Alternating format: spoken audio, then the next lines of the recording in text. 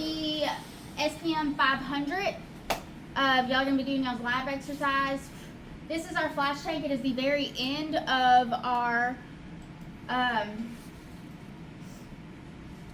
single schematic pages. It's going to be at the very end of your 600 unit, which we're about to start. And it's going to be the heat exchanger, the mix tank. There's going to be an added pumping system, and then it's going to have your flash tank. And so everything we've already done, now it's going to be combined into one unit. And so, yeah, I do it individual. That way y'all can understand how the simpler one works, and then y'all can start adjusting stuff way up here and seeing how it's going to react all the way down, right? Okay, so we got our heat exchanger from SPM-500, I believe, and then our flash tank. Okay, so this right here,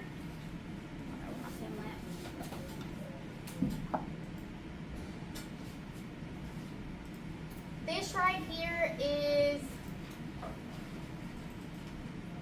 I don't even know what it is. Okay. This pressure controller right here, the flow's going that way, right? Is it upstream or downstream of that the PV? Upstream. So is it controlling flow before the pressure valve or after the pressure valve? Before. What's before the pressure valve? What equipment?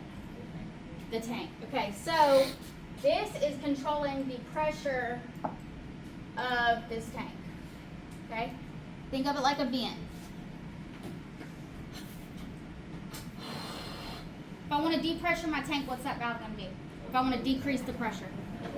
Open. What's going to happen to my flow right there? Same concept, balloon. This is my vent, assuming I have an inlet on the other side, right? What am I going to have to do to depressure my balloon? Open my fingers. All right, and what's going to happen to the flow? That was wet.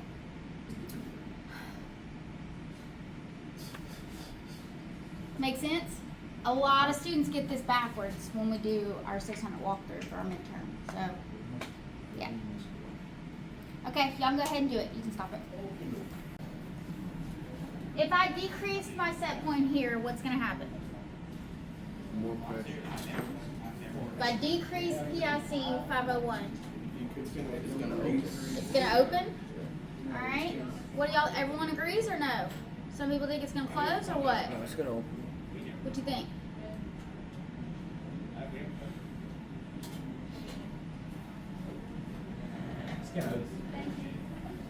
You had to look? Alright.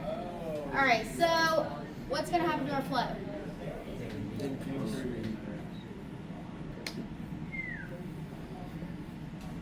You gotta hunker in, okay? Okay. Your flow is going to decrease or increase? Increase. Because the valve's open, allowing more pressure to leave this tank, and to depressure something, we gotta have flow leaving, right? Okay, now, what if we increase the pressure? Set point. The valve's gonna do what? Alright, and then what, so if the valve closes, what are we gonna see it flow? Okay, so the question's not gonna be what the valve is going to do, is going to be what's the flow going to be. But now that you know the thinking steps to get there, shouldn't be that difficult, right? Okay, and then the next table on that page was close this. All right. What ended up happening to our level valve, LV501? Closed.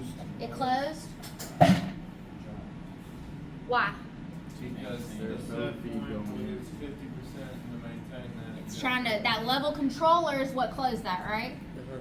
To maintain level set point, right? Good. And did we end up in material balance? Well, So if we close this, well, what do we have going in right now?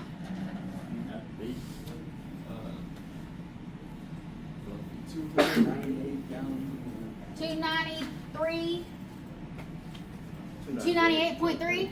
Okay. And if we wanted to figure out if we were material balance,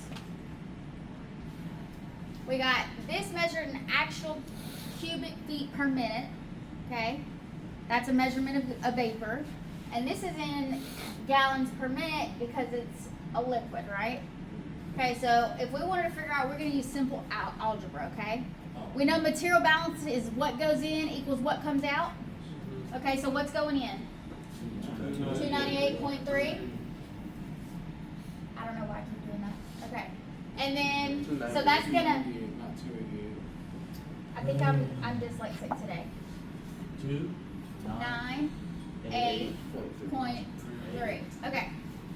So that's gonna equal, what's coming out, or it should if we're in material balance, right? Yeah. Okay, so, and our level is steady, so we're in material balance, or we should be, right? Okay, so that's gonna equal what's coming out. Well, what, you know, in algebra, you gotta have the same measurement types, right? Yeah. So, this is GPM.